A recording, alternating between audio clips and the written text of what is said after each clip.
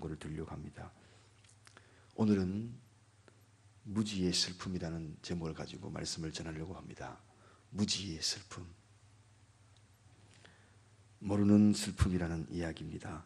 베드로는 오늘 주님이 가신 그 길에 대해서 제대로 알지 못하고 주님 앞에 질문함으로 말미암아 주님의 마음을 슬프게 하였고, 뿐만 아니라 베드로 역시 그 질문을 하고 부끄러움을 느꼈던 그러한 내용들을 오늘 본문을 통하여 한번 깨닫고자 합니다. 요한복음뿐만 아니라 공간복음 전체를 다 이렇게 둘러보면 주님은 베드로의 이 타락성에 젖은 그러한 복음에 관한 무지에 대한 책망을 하는 것을 종종 보게 됩니다. 신앙적인 이 무지라는 것은 굉장히 우리에게 슬픔을 가져다주고 혼란을 가져줍니다. 그래서 다른 건 몰라도 이 신앙적인 구원관은 분명하게 서 있어야 하는 것입니다. 이 구원관이 분명하게 서 있지 아니하면 누가 어느 장소에서 어떻게 나를 내 믿음을 흔들어 놓을 때 그때 그 대답을 하지 못하고 우왕좌왕하기가 일쑤이기 때문입니다.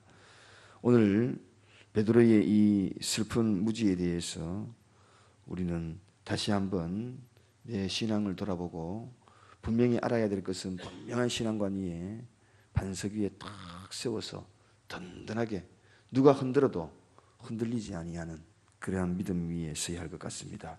먼저 베드로가 몰랐던 이 무지는 무엇이냐 하면 고난의 길에 대한 무지였습니다. 예수님이 가시는 그 고난의 길, 그거 왜 그렇게 가야만 합니까? 하고 질문하는 이 베드로의 이 무지에 대한 이야기입니다. 대속의 죽은 길로 가고 있는 그 주님의 그 길을 왜 가야 합니까? 라는 이 질문. 만약에 이 길을 가지 아니한다면 베드로 자신도 역시나 그 은혜를 누리지 못하거든요. 그 사실을 모르고 결국은 인류의 대속자임에도 불구하고 또한 당사자인 베드로를 위한 죽음의 그 길인 것을 깨닫지 못하고 왜 십자가 길을 가야 합니까? 이 질문을 하는 것입니다. 여러분, 제자가 된다는 것은 바로 이 고난의 길을 분명히 이해해야 합니다. 제자는 주님이 가신 그 길을 걸어가기 위한 뒤따라가는 그러한 길이거든요. 그래서 제가 어제 말씀을 드렸지요. 주님, 제가 제자가 되고 싶습니다. 그러면 당연히 고난의 길을 가야 하는데 내가 왜 이 길을 걸어가야 합니까? 라는 이 질문은 참으로 어리석은 질문이다. 내가 왜 예수 믿고 이렇게 핍박을 받아야 됩니까?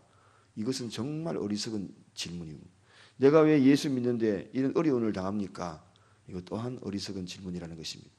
주님이 가신 그 길은, 영문 밖에 그 길은 탄탄대로가 아닙니다. 장미꽃잎을 뿌려놓고 그 길 위에 달려가는 길도 아닙니다. 가시밭길입니다. 비탈길입니다. 외길입니다. 아픈 길일 수 있는 것입니다. 주님이 가는 이 고난길에 대해서 무지하면 우리 신앙생활하면서 늘 이런 생각을 해요. 예수 믿으면 전부가 다 활짝활짝 대로만 열리는 줄 알고 착각입니다. 그게 바로 무지라는 이야기입니다. 예수 믿으면 고난도 각오해야 하는 것입니다. 좋은 길도 있지만, 행복한 길도 있지만 아픔의 길도 각오해야 하는 것입니다. 굴곡이 있는 인생도 각오해야 하는 것입니다. 산등성기가 있으면 산계곡도 있고 굽이굽이 돌아가는 길도 있고 때로는 오솔길도 있는 것이고 때로는 외줄도 타면서 가야 되는 것이고, 그게 바로 고난의 길인 것입니다. 신앙의 여론은 바로 그런 길입니다. 그것을 잘 이해하지 못하고 무지하며 하나님 앞에 따지기도 합니다. 하나님, 내가 왜 이렇게 힘든 길을 걸어가야 합니까? 당연한 그 길을 질문하는 그 어리석음의 그 무지를 지금 예수님께서 베드로에게 일러주고 있는 것입니다. 그래서 그 고난이 나에게 다가오고 다가올수록 그 고난을 참아 견디고 견디었다면 예수의 흔적이 내 속에 남아있는 것입니다. 바울이 바로 그걸 알았던 거죠. 그래서 예수의 흔적을 내 몸에 새긴다는 것은 다른 것이 아닙니다. 고난길을 걸어갔던 그 흔적들이라는 것입니다. 탄탄대로를 걸어가면서 흔적을 남길 수가 없습니다. 여러분, 상처는 흔적이 남아요. 그 주사바늘이 여기 어깨에 찔렀던 주사바늘, 오래전에 찔렀던 예방접종이 아직도 수두 그게 남아있는 것을 이렇게 제가 지켜봅니다. 옛날에 이것이 맞지 않을 때는 동네에 아픈 이들이 말 이거 맞고 난 다음에 흔적은 남아있거든요. 그렇지만 그 병에는 걸리지 않는 것입니다. 여러분, 이게 바로 그리스도의 고난에 대한 무지라는 것입니다. 오늘도 이 고난에 대한 무지를 가지고 모르고 있으면서 불평하고 원망하지 마십시다. 고난은 당연히 그리스도인이 걸어가야 될 길이라는 사실.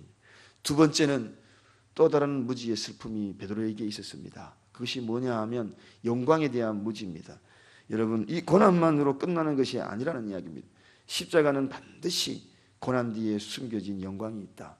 저 구름 속에 찬란하게 빛나는 태양이 있는 것이 바로 우리의 삶의 길이요 영광의 길이라는 것입니다. 주님의 죽음은 영광스러운 부활을 예고하는 것입니다. 그러므로 말미암아 지금 베드로가 어디로 가십니까? 이 질문은 참으로 어리석은 질문이고 슬픔의 질문입니다. 무지의 질문입니다. 주님이 지금 그 길은 영광스러운 부활의 그 길을 예고하는 길이 아닙니까? 그런데 지금 어디로 가다나 이런 이야기.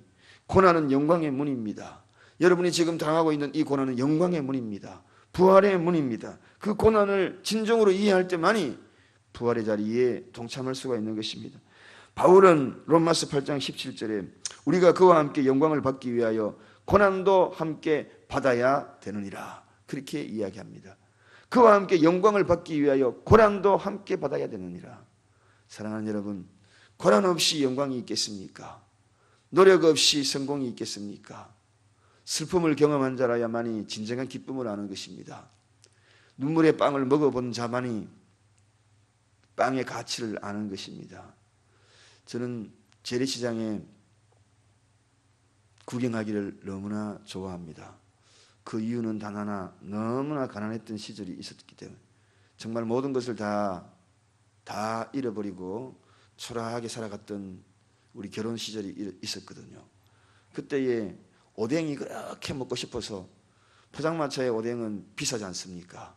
한 꼬치에 뭐 1,000원에 2개, 3개 줄 때가 있는데 그 당시 1,000원에 시장 가서 사게 되면 봉다리를 줍니다. 집에 와서 해 먹으면 몇 개씩 먹을 수 있거든요. 10개씩 들어있기도 하고. 그래서 포장마차 앞으로 지나가면서 오뎅 하나 먹고 싶을 때 아니야, 1,000원 들고 사가지고 가면 더 많은 것을 먹을 수 있지 하면서 사갔던 기억이 납니다. 그때 시장통으로 이렇게 가면 거기에는 무 몇 개 넣고 에디호박, 조선호박 몇 개씩 이렇게 넣고 시금치 그냥 조금 넣고 앉아서 쪼그리고 앉아있는 그 할머니들의 얼굴을 이렇게 바라보면서 그 몇백원 남기 위해서 온종일 앉아있는 그들의 모습에 진정한 애착심이 가게 되었거든요. 소중함을 알게 되었습니다.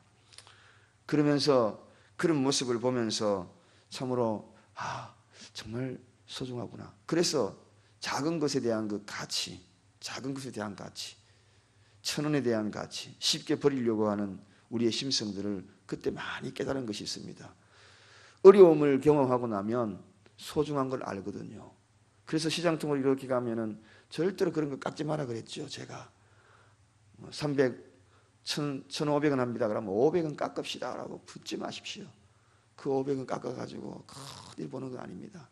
오히려 1,500원 합니다. 그러면 얼마 주라 그랬습니까? 2,000원 주시기 바랍니다. 2,000원. 그러면서 지나가는 말로 예수 믿으세요. 한마디 이렇게 하고 가시. 거기 실갱이 하면서 할머니들 앉아있는데 시금치 3,000원 받는데 그거 500원 깎자고 그냥 실갱이 하고 있고 절대로 그러지 마시기 바랍니다. 고난을 경험한 자만이 그 가치를 압니다. 진정한 고난은 그런 것입니다. 오늘 또 베드로의 또 무지가 하나 있습니다. 그게 뭐냐? 자신의 길에 대해도 무지입니다. 내가 지금 어디로 가야 할지 그 길도 지금 무지. 고난의 길도 무지요, 영광의 길도 무지요. 내가 걸어가야 될 곳이 어디로 가는지. 사랑하는 여러분, 베드로가 자기 목숨을 주님을 위해서 내어놓겠다고 지금 이야기하잖아요. 호언장담합니다. 우리가 볼 때에는 충성스러운 그런 모습을 보이는 것처럼 보입니다. 생명은 재능이 아닙니다. 생명은 매우 귀중한 것입니다. 영향력 있은 그러한 그때의 그 생명을 필요로 한 것입니다. 객기를 부리기 위해서 내 생명을 내어놓겠다는 것은 아닙니다. 가식적인 용기를 위해서 내 생명을 내어놓겠다라고 이야기하는 것이 아닙니다. 베드로가 그 길을 가는 것이 아닙니다. 생명을 바쳐야 되는 원리를 제대로 알지 못했다는 것입니다. 진정한 가치 있을 때 생명을 바쳐야지. 자기 자랑하기 위해서 주님 가는데 내가 따라가겠습니다. 우리가 이 베드로의 고백을 너무나 알지요. 주님이 정령 십자가에 매달렸을 때 어떻게 했습니까? 베드로가 도망자가 되었지 않습니까? 그렇다면 오늘 지금 이야기했던 이 말이 진짜입니까? 거짓말입니까? 거짓말이었다는 것입니다. 그저 객기를 부리기 위해서 제자 중에서 내가 가장 충성스러운 종이다라고, 내가 가장 멋진 제자라는 걸 보이기 위하여 객기 부리고 있는 것입니다. 사랑하는 여러분, 생명을 바쳐야 될 때는 원리가 있는 것이고, 그 원리를 모르는 것, 자기가 가야 할 길을 모르는 것이 바로 진정한 무지인 것입니다. 요한은 이런 이야기를 합니다. 요한도 그런 사람이었거든요. 그리고 난 다음에 요한이 깨달은 겁니다. 밤모섬에서 요한계시록을 쓰고 요한 1서 2서 3서를 쓰면서 그는 깨달은 것이 있어요. 사랑은 여기에 있으니 우리가 하나님을 사랑한 것이 아니요 오직 하나님이 우리를 사랑하사 화목제가 되셨다. 그렇게 소개하고 있습니다. 자기가 주님을 사랑하는 줄 알고 객기를 부리면서 그렇게 막 따르는 줄 알았는데 알고 보니 주님이 나를 사랑했다는 것입니다. 주님이 나를 사랑해서 그 손을 놓지 않았다는 것입니다. 내가 손을 놓지 않은 줄 알고, 주님의 손을 내가 놓지 않은 줄 알고, 내가 얼마나 주님 붙들은지 아십니까? 내가 얼마나 주님 따르기 위해서 고통을 받았는지 아십니까? 이러는 줄 알았는데 알고 보니까 주님이 그걸 붙들고 있었던 겁니다. 나는 때로 놓을 수 있었고 때로 나는 포기하고 그랬는데 주님은 나를 포기하지 않았다는 것입니다. 이 사실에 대해서 베드로가 몰랐던 거죠. 자신은 지금 잘 가고 있는 줄 알았는데 알고 보니 그게 아니고 주님이 자기를 붙들고 있었기에 가고 있다는 것입니다. 여러분, 우리가 지금 잘 가고 있는 줄 알았는데 알고 보니 주님이 나를 붙들고 있는 겁니다. 내가 넘어지지 아니하고 자빠지지 아니하고 오늘도 이 새벽에 주님 전에 와서 엎드리고 있는데 내가 이 발걸음을 옮긴 줄 알았는데 알고 보니 주님이 나를 끌고 온 겁니다. 베드로가 감옥에 잡혀져 있을 때에, 자유함을 입을 그때에 많은 사람들이 베드로를 위해서 기도하고 있습니다. 어쩌면 베드로가 죽음을 맞이할 수도 있습니다. 그래서 교인들이 베드로를 위해서 간절히 기도하고 있었어요. 그때 그 감옥에서 베드로를 깨우지 않습니까? 천사가 베드로를 깨웠다 그랬습니다. 옆구리를 그대 찼다 그랬습니다. 내가 일어난 줄 알았는데, 그 죽음의 자리를 벗어난 줄 알았는데 그게 아니더라는 것입니다. 주님이 깨웠다는 것입니다. 모든 것은 성도가 예수 믿는 그 순간부터는 주님이 개입하게 되어 있는 것입니다. 여러분의 옆자리는 주님의 자리인 것입니다. 늘 손을 붙들고 놓지 않았던 것입니다. 지금도 방황하고 있는 분들 많이 계시거든요. 신앙에 방황하고 있는 분들, 그들 신앙에 방황하고 있지만 역시나 주님은 그 손을 붙들고 있다는 사실입니다. 돌아오게 될 것입니다. 그래서 예수 한번 믿었던 사람들 마지막에는 어떻게 합니까?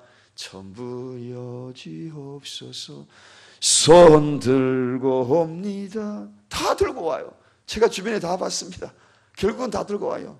이리저리 방탕 생활하다가 탕자처럼 생활하다가 마지막에는 돌아오게 되어 있는 것입니다. 왜 그렇습니까? 주님은 세상 끝날까지 우리를 사랑한다고 약속했잖아요. 잃어버린 그 양을 찾아서 오늘도 찾아 헤매고 있지 않습니까? 그게 바로 주님의 사랑이거든요. 포기할 수 없는 주님의 사랑. 이 사실을 베드로가 몰랐기 때문에 자신이 가는 그 길을 제대로 알지 못했던 것입니다. 말씀은 중요합니다. 베드로에게 참으로 은혜가 임했습니다. 오늘도 그 큰 은혜를 무지로서 방치해서는 안 됩니다. 주님이 고난의 길은 우리 모두에게 유익한 길이었고 역시 베드로에게도 유익한 길이었습니다. 주님의 그 십자가의 길은 우리 모두에게 영광의 길이었고 또 반면에 베드로에게도 영광의 길이었습니다. 그러나 그는 무지했습니다. 또 우리가 주님이 십자가 진 것은 다른 길이 아니요 내가 갈 길을 정해놓은 겁니다. 분명한 표대를 정해주신 것입니다. 그런데 베드로가 가는 것을 무지했습니다. 사도 바울은 표대가 분명히 했다고, 나는 그 표대를 향하여 걸어가는 것도 아니고 쫓아갔다고. 왜? 분명한 표대가 있는 것은 쫓아갈 수 있습니다. 흐릿하게 안 보입니다. 오늘 내가 가야 될 길을 무지하는 것, 인생의 목표가 무엇인지, 예수 그리스도가 목표가 아니고 세상 끝이 목표라는 것을 가지는 그러한 모습 속에서는 예수를, 십자가의 길을 제대로 이해할 수 없고 무지할 수밖에 없는 것입니다. 오늘 이 세 가지 내 자신에 대해서도 무지하지 말고, 고난에 대해서도 무지하지 말고, 영광에 대해서도 무지하지 아니하는 그 무지가 주님을 슬프게 하지 않게 하기 위한 오늘 이 새벽의 결단이 되기를 간절히 축원드립니다. 기도하겠습니다. 하나님 아버지 감사합니다. 잘못 아는 것도 슬픔이지만 모르는 것도 슬픔이라는 것 알았습니다. 오늘 이 무지의 이 슬픔이 주님의 마음을 아프게 했습니다. 주님의 마음을 슬프게 했습니다. 이렇게 이야기하는 베드로를 바라보는 주님의 시선이 얼마나 괴로웠겠습니까? 얼마나 서글펐겠습니까? 3년 동안 그렇게 가르치고 가르쳤는데 얼마나 섭섭했겠나이까? 주님의 마음을 우리가 이렇게 만들지 않도록 오늘도 푯대가 분명